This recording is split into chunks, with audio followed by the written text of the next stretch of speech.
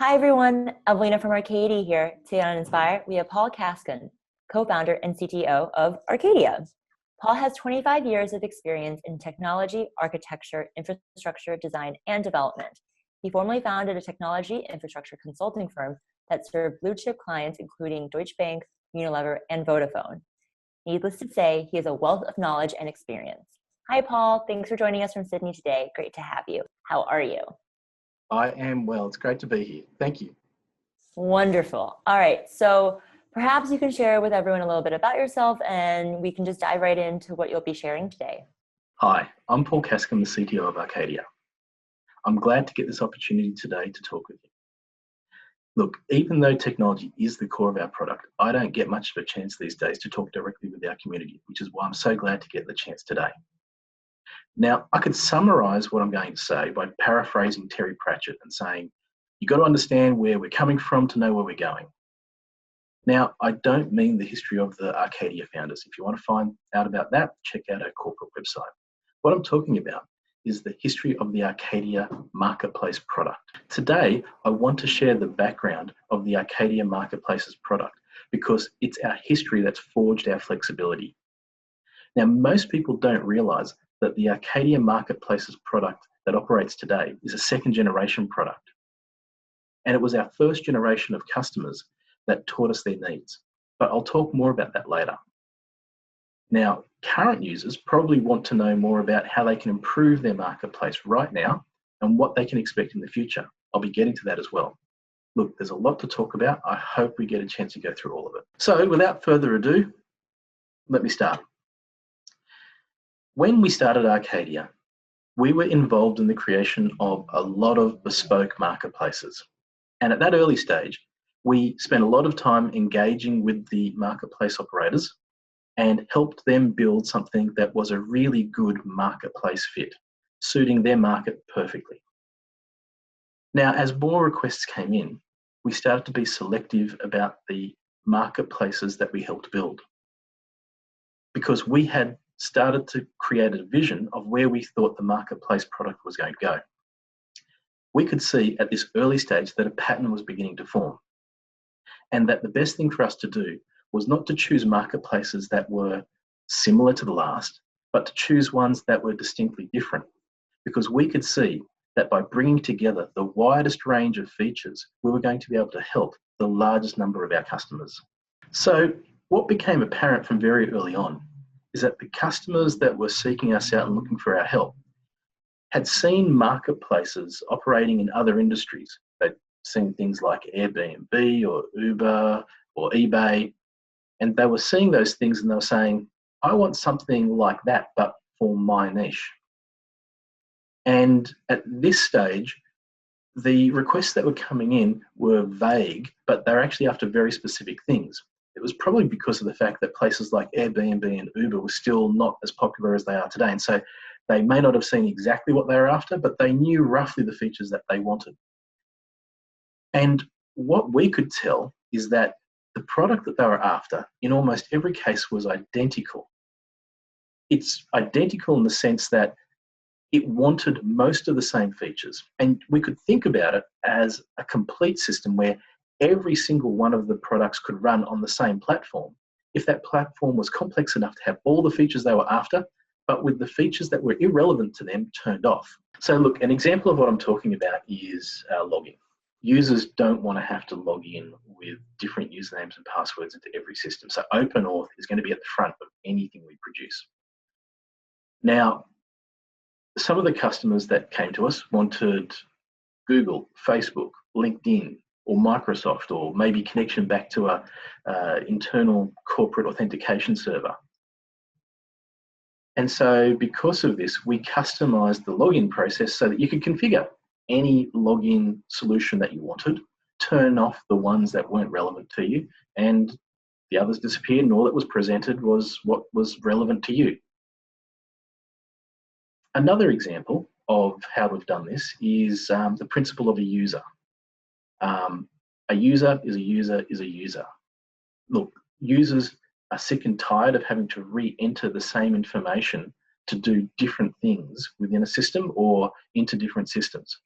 And so what we did is we conceptualized the principle of what a user was and permitted them to operate in one marketplace as an operator, in another marketplace as a candidate for a job application, or in a third marketplace as a consumer just buying something. So we permitted the user to differentiate itself based on the context of what was needed. We also minimized the amount of data that we requested from them. If they had come through a different authentication system that had some of the information that we already needed, we requested it from there so that when they came into our system, we weren't harassing them for anything more than the barest essentials. What we'd noticed is that the customers that we had that were the most successful were the ones that had the least friction for their users to onboard and do what they wanted to do. And so we designed for that. So we could see that things like users and login processes and many other key fundamentals of e-commerce needed to be fundamental objects in our system. And so we started off by defining them and making them something that could be extensible and reusable and not limiting. We've all worked in large corporates and we've seen the limitation caused to the growth of those companies because of bad legacy decisions that were made earlier in the life of that company. And so we wanted to make sure that we designed around them. So to put things in perspective, let me talk about the marketplaces we were working on at that time. One of them involved the sale of physical items by a large number of merchants to customers who were in hard to get to places. And so for them, pickup locations, the assembly of orders into compound orders, and the actual delivery stage and applications to ensure that that delivery was functioning properly were really important to them. The next one that comes to mind, the next marketplace that comes to mind is a property marketplace that we did where the merchants were selling property to customers who were unable to speak the language of the sellers. And so the buyer and seller had different languages and they're selling a very expensive item like a property, and language and translation was a key thing for them, as was the ability for the customer to buy an item with the reassurance that they were buying something that they felt was real and true and got a good sense of why it had the value it did. In that particular case, language was not just about translating to one language. We translated to many languages, and we actually translated to multiple regional versions of the same language. So that introduced the language component of our system. The third marketplace that comes to mind, distinctly different to the previous two, was a food and beverage solution, where in that particular case, the hurdle that had to be overcome by the marketplace operator involved interfacing with a large number of point of sale systems, producing a system that could respond very quickly so that orders could be dealt with quickly in the kitchen, and that updates weren't delayed and payments allowed the change of tables to occur very quickly. And they also had a key thing in their marketplace was the creation of interfaces that users loved to engage with. This needed to be something that was appealing to people on a regular basis. All of these were marketplaces, multiple people buying off multiple merchants under one figurehead. And even though some of them might have had apps or required GPS or required third-party integrations, they all really had some key fundamentals that were identical across all of them. They all had users. And in each case, they had users that wanted to sell something to somebody else that was in that system. Now, I know that sounds really general, but like, take for example, in the case of LinkedIn, the person is not actually selling an item, they're selling themselves. They also all had a way of permitting someone to find what it is that they're after in that system. In all cases, they also had operators and operator oversight, that someone who looked after the whole marketplace could moderate what was going on. So I know this seems abstract, but because they've got all these fundamental things that are identical, what it means is that all these marketplaces boil down to be working on something that could be the same system underneath the hood. I mean, let's take, for example, how a user uses the system. Sometimes a user might know the exact search term they're after, jump onto Google, get a response, and find the product, option it up with customizations or freight and buy it, and they're done. In other cases, they may not know exactly what they're after, but they get some of their search terms. They want to compare items using a product comparison tool and then select what they're after, maybe put it on hold, maybe come back to it later, and then continue the flow and buy it at some later stage. Now, we recognize that these flows are depending upon the same data, but are different in the way that they operate. And we permit the marketplace operator to have the flexibility to change this so that if they find that their market behaves a different way to the way they're expecting, then we can permit that without that having to be anything more than a configuration change in their system. So after the success of our initial projects, we decided as a company to take a hiatus. We decided to stop servicing new requests. And during this time, we focused on designing the product that we could see was obvious. The second generation, the product that you're using today. So as demand for our solution had grown, we could see that we were needing to produce a solution that was going to be flexible, fast to deploy, generalized enough that it could be adapted to the different solutions that our customers wanted it translated to,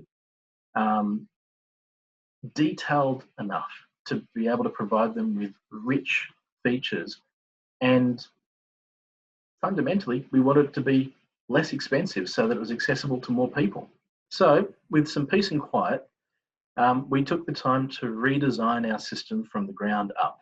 We re-looked at all of the key inflection points that we had recognized in our customers so far, and we determined that this was going to require input from everyone in the company.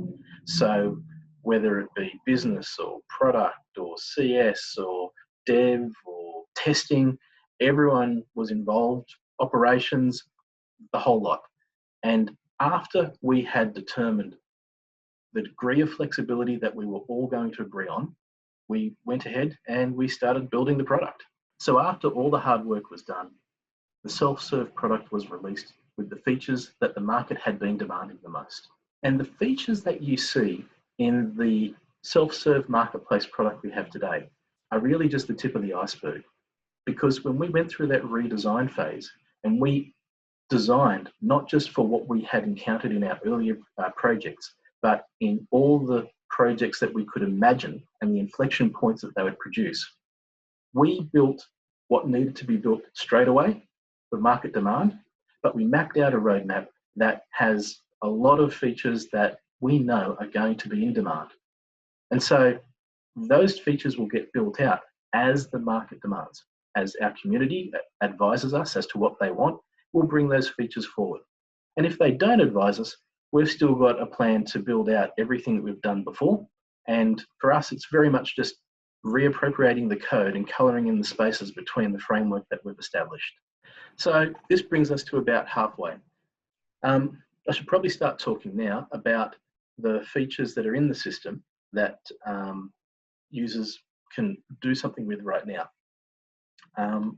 One of the first ones I wanted to bring up was the fact that if you've created a marketplace on Arcadia and it doesn't match what you're after, don't stress. The Arcadia system permits a variety of marketplace implementation types. And if you found that the marketplace that you've created doesn't match what you're after, have a look at the implementation types that exist and the different themes and contact CS and get them to change it to that. Look, it's not much of a technical insight, but the fact that that feature is there right now is something that you should be aware of and comfortable that you can reach out and get changed. Look, we intend to put the feature into the administration portal so you'll be able to do it yourself, but it's not there yet. So if you need to make the change, feel free to do it. Now, a question that I'm often fielding is the question of, can the system do X? Well, I can say invariably the answer is always yes. Depending upon who you are, that determines how you can make it do X. If you're a big corporate and you've got the resources, you might want to engage your IT department, or you might want to work with one of our existing vendors. Those ways are available to you, and we've got sample code and partners that we can put you in contact with, or we can help your internal team skill up. That's easy. If you are a smaller company, it's easy as well. You might want to see the feature in our product rather than building it yourself. And in that case, what I recommend that you do is engage with the community that started around Arcadia, the user group, and that you contribute in that group the features that you want. You'll probably find that there are other people who want what you're after as well. And if there's enough community support, we'll bring those features forward, because very often they're things that we already intend to build because they're on our roadmap.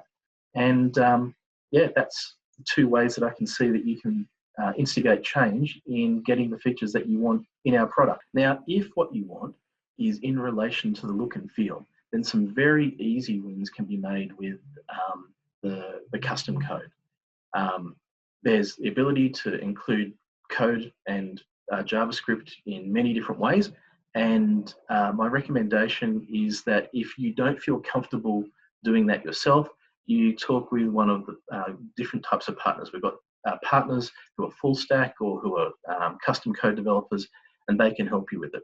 Now, the full stack developers can take you even a step further, where you're not just configuring the front end that you see on our system at the moment, but you can make use of our APIs.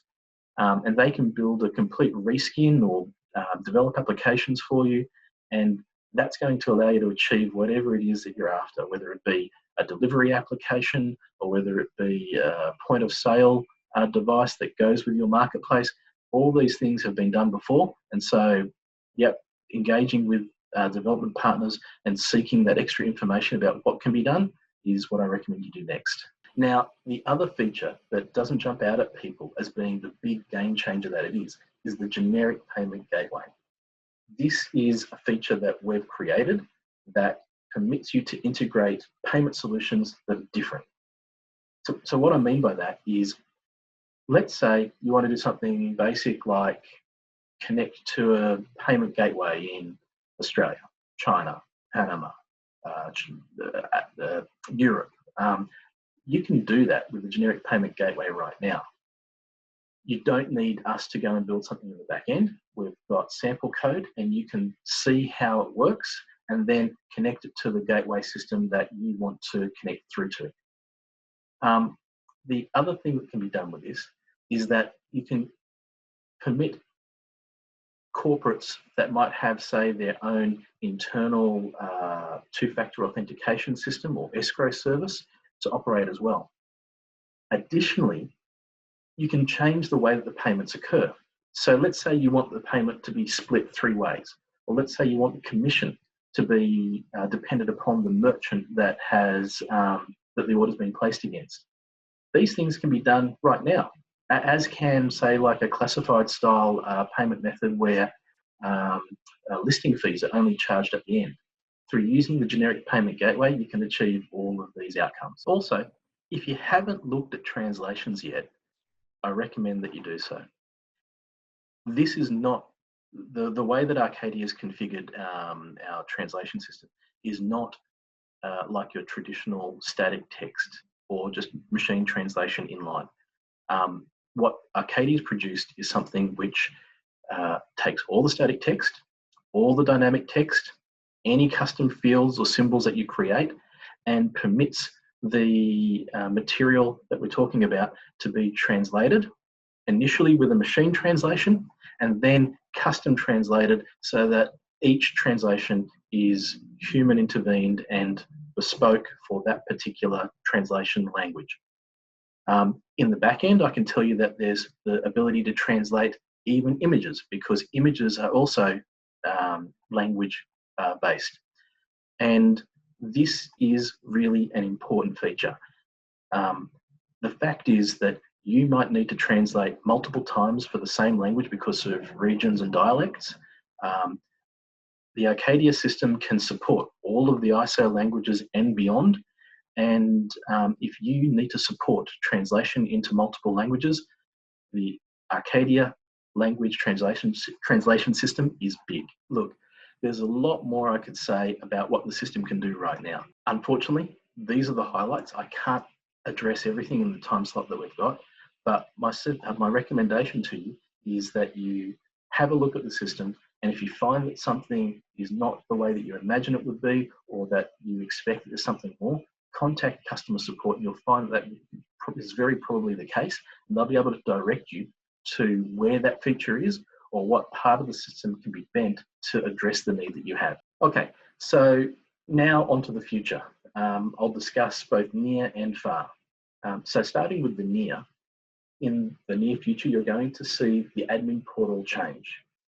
There's going to be more enterprise style features in the portal, and it's going to be available for everyone on every package. Additionally, we're changing the way that features are going to be released into the system. And so what you're probably going to see is more features coming at you even faster. Additionally, the existing system is going to have more configurability, so that what you've got at the moment may, in one definition, be one way and in another the other. Well, you'll have a degree of controllability that you'll be able to modify that yourself in real time. Now, in the long term, the sort of improvements that you can expect to see will relate to the way that you'll be able to manage the content that you have and the range and extent of individuals you'll be able to get to participate in your marketplace. It's going to broaden and make easier the way of managing larger groups of people. In addition to that, from an infrastructure point of view, you're going to see more servers deployed throughout the world closer to where the markets are and the users are. So we're collecting that information and we're helping reduce the load times and increase the overall performance for everyone. Now, another thing that's coming up that's very exciting, it's both short-term and long-term, is how our development partners are participating and engaging. They've been creating integrations into third-party systems, and we're looking at ways to allow them to offer that in a broader sense to everyone. So I think that as a development team, whether you're a big shop or a small shop, you might find that being able to leverage the work that others have done is going to be something that's available to you in the near future. We've always asked our customer, what is it that you're trying to do? Not how do you imagine it should be done? Because by getting that answer, we've been able to produce for them solutions that were beyond what they could imagine and were able to better solve their overall problem. We know that our customers are after short-term gains, but also expect long-term stability. When the first generation customers came to us, we were able to provide them with a solution in 8 weeks. Today, you can see that when you sign up, you get your solution in under 15 seconds. In the upcoming years, you will see the same order of magnitude improvement in all aspects of what Arcadia does. And just as important as everything I've said so far is the fact that the Arcadia marketplace solution that you use today is not just a list of features. Features today are a given. What is important is that the features and the system that we have today are built on a team and a framework that's been designed to be extensible. The product can be extended in many different directions and has been designed such that it can extend in everywhere that our current team could imagine it could go. And our team has been supporting the product since its inception and are going to be there as the product grows. And we hope that you are too. Thanks so much, Paul. That was really great. I'm sure that everybody is really happy to hear and understand a little bit more about Arcadia and our rich history. And I'm also sure that everybody listening, viewers and users, are also curious about, you personally and some of the different challenges and obstacles we faced as a company. So just a little short Q&A with you, if that's all right. That's fine. Let's hit it. Awesome. So First question is, what were some of the biggest challenges you faced when creating the second generation Arcadia? You mentioned obviously us doing bespoke, but when you started actually creating these templates and what we know as Arcadia today, what were some of the biggest challenges you faced? Okay. I would say the biggest challenge we had was knowing where to stop. We'd experienced so much and we knew what the system needed to do, could be capable of, and we wanted to bring that all in. And in the end, we did bring it all in, but we didn't want to end up with a hodgepodge database that was hard to manage. So we wanted something that was going to be exceptionally fast and lean. And what's the old saying? If I had more time, I would have written you a short letter. Well, we had more time, so we created an optimal database. So now that the product is stable and we have very strong foundations, what are the obstacles we face now that are different from the ones you faced previously? Okay, I would say there's few obstacles. It's more challenges. And the thing that we want to ensure is that as we get the customers from the few hundred countries that they are using our system from, we want to give them optimal experience as if the presence of the infrastructure that we've got was in their own country. So our challenge is to give everyone a local level of customer experience. I mean, it's definitely, now that things, I mean, in general are so global, it's definitely a huge challenge for, I don't think just us, but every company to really give that local feel and like that everything, I mean, the expectations are very high nowadays. So yeah, a few seconds here and there and people are not happy. No, yes. We want it to be super fast. And, you know, someone who's in South America, they want to buy something from South America. They're not sitting there and thinking to themselves, oh, this is an international company. They're thinking, I'm only buying something from a merchant that's just around the corner. And so the experience needs to be good. And that happens whether it's Indonesia, Europe, Asia generally, everywhere in the world. Because our marketplaces are really for a particular industry or for a particular group of individuals, those individuals are often at the moment located close together. And so their expectation is that it's going to be as if it's a local experience. Yeah, I mean, it makes a lot of sense because in the end, you know, a lot of people that are actually using our system don't actually know that it exists. So on the buyer side, they have no idea that, you know, Arcadia is here and we're based like in Singapore or in Australia. So they really expect that everything, oh, like this is a local book trading marketplace. I don't understand why this is taking more than 3 seconds to load. That's right. Which from one of our other speakers, we know that can be a huge business problem. So rest assured, everyone, we are working well to make your experience seamless for everyone. Kind of follow-up question that's semi-related is, what do you think is the coolest feature on Arcadia? Translations. Ooh, Look, why do you think translation? Because I've been using technological systems for years, and the translations that we have are what I've always expected a translation system should be. That is, it looks at not just translating the static text like the menus, it's not just translating the dynamic text, it's able to also translate the numbers and the pictures. Every aspect of our system is translatable. Because I mean, like, you know, a sale logo in English is not a sale logo in French or German. These things do need to be translated too. And so the way our system has been designed, it can cope with all that depth of translation. But the system that's available in our current release still offers a great degree of flexibility that you just wouldn't get in any other system. So, you know, whether it be that you need multiple translations of Bahasa or Chinese, you can support all that. You could even translate it into Klingon. There's nothing stopping you doing any of that. And so that to me is where the expectation actually meets the reality, and that's why it's so cool. It's also because I haven't seen that in any other system I've used, and I'm really proud that we're offering that. All right, everyone, don't sleep on our translations. Kind of switching hats a little bit, I wanted to ask you more about your general thoughts on, the sharing economy and marketplace technology. So first, what do you see happening in marketplace technology, and where do you see it going in the future? To me, that they are similar. The answer to both is similar, and that is what I see is the commoditization of the marketplace itself.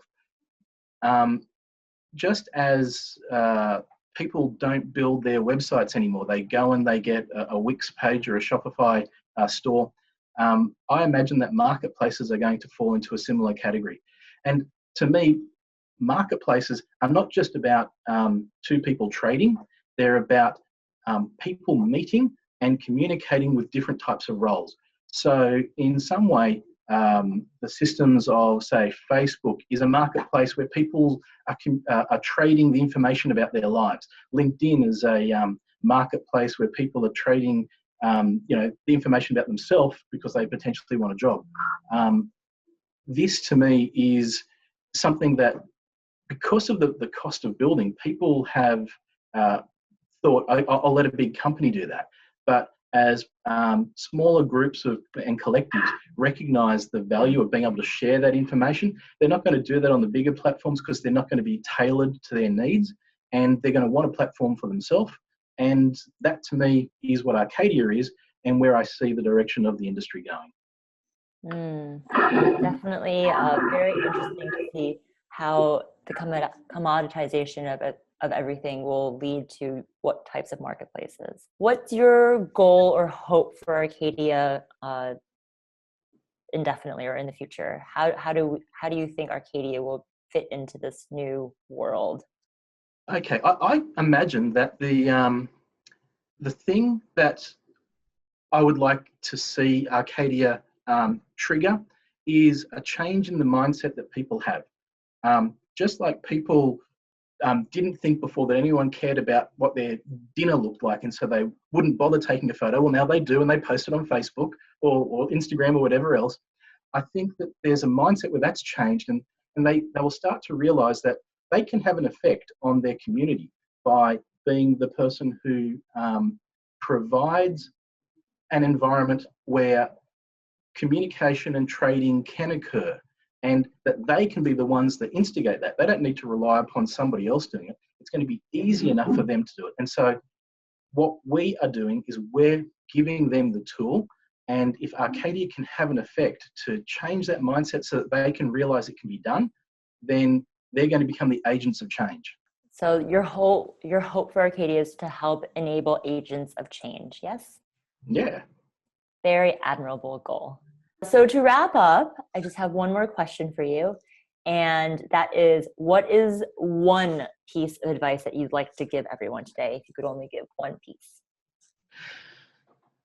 Don't sweat the small stuff, but everything is big stuff. So can you give an example of something small that shouldn't be sweat, and something big that's worth worrying about, and then maybe something in the middle? I don't know. Well, often we don't recognise the importance of something because of how we've assessed it. We've determined something to be unimportant. And it's only through analysis that we can determine that it is actually more important than we imagine, or less important, and can be depromoted or de-escalated.